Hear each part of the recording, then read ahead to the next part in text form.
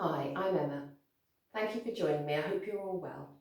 So this weekend it's Easter and I suddenly realised that I hadn't made any kind of display for my table or perhaps something for the front door. If you're having some friends in the garden, you might want to welcome them with something, or a gift that you could give to them or a loved one.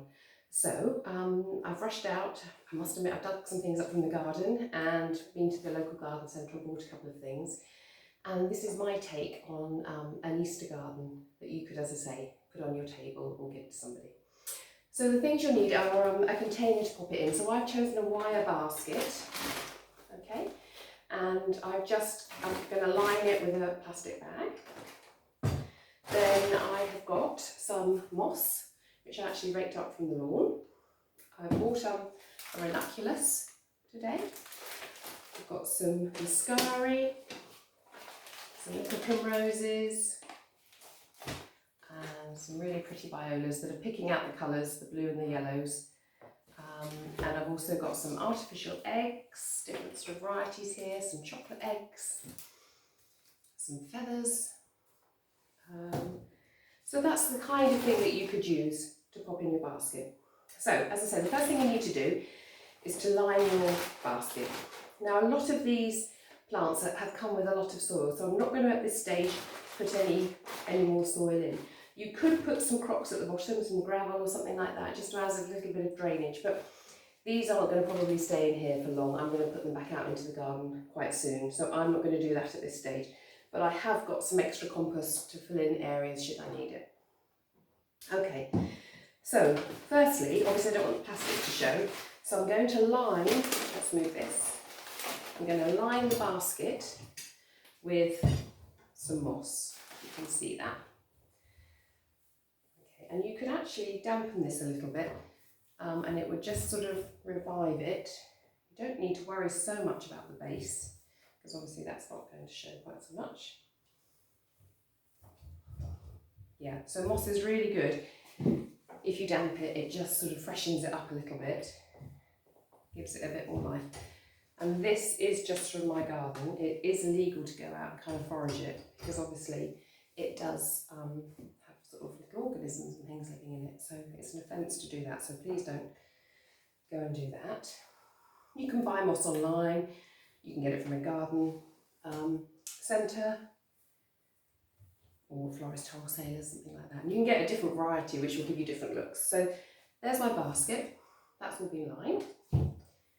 Then I'm going to put my plastic container in so that when I water the display, it's obviously not going to drip through if it's indoors on a table.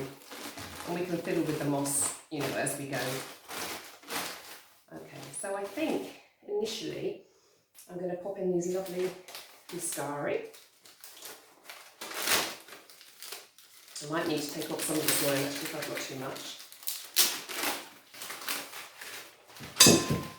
Make sure it's in nice and firm. Okay.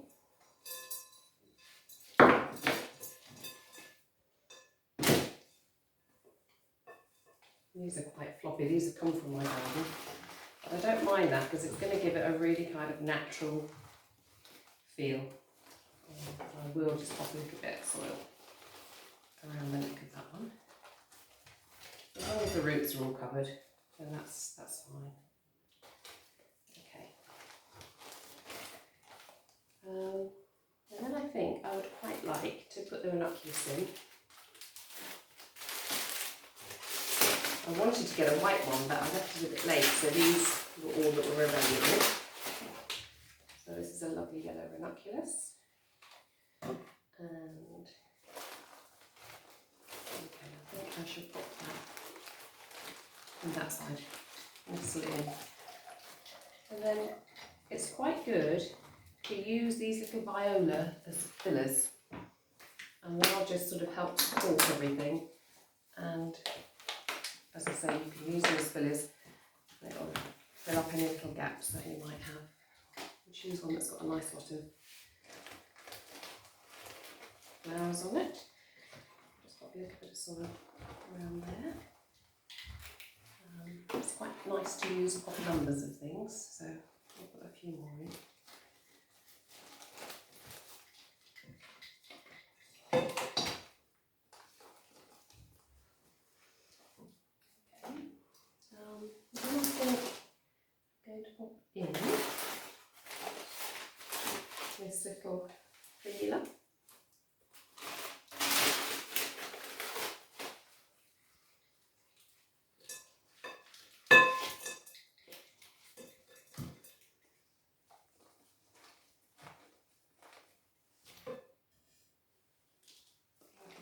scoring around that one. Actually, these are needing it more than I thought that perhaps they would.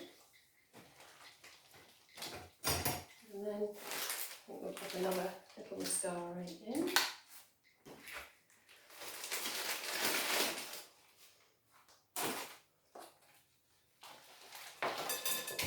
These are lovely. It makes me think that the bluebells are on their way, not until a few months' time, but it does remind me of them. Okay, and I don't mind that they're floppy. Like I say, I wanted it to be kind of quite natural. Got my little dog down here sniffing around, wanting to get in on the scene. And the good thing with this is you can always move things around. You don't have to keep them where you initially put them if you don't like it. You can turn the display around, make sure you're kind of happy with it. Okay.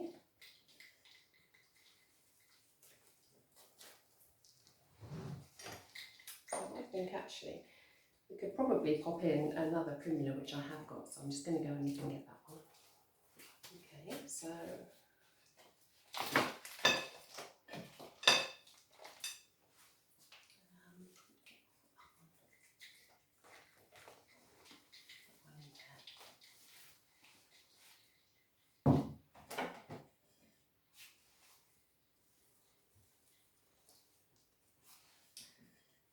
So, the other thing that you could do is, once you're happy that you've got enough compost around the plants and they're kind of firmed in, okay, is then cover the area with some moss so it really looks like a carpet on a woodland floor, and going up around them and hiding any plastic that you might see.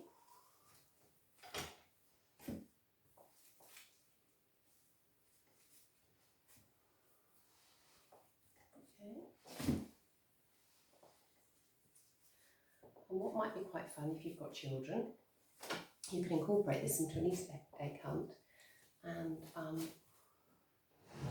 you see there's a variety of things that you could pop in. So I've got these little tiny nests.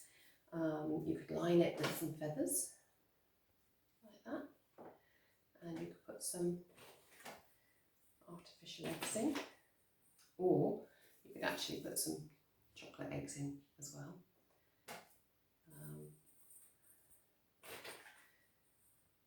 going to just nestle that in there, I think, for the moment.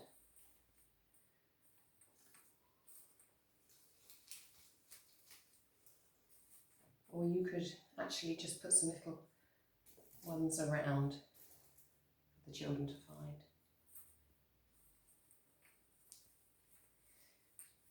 These eggs are actually for hanging, so it might be an idea to really hide that string or cut them off, but I might want to use them for another display. Okay, so that's my kind of interpretation of a little Easter display that you could use to welcome your guest, or to pop on a table, or to put outside for your social distance gathering. I hope you've enjoyed it, and I hope I've inspired you to make a little Easter basket arrangement too. Thank you.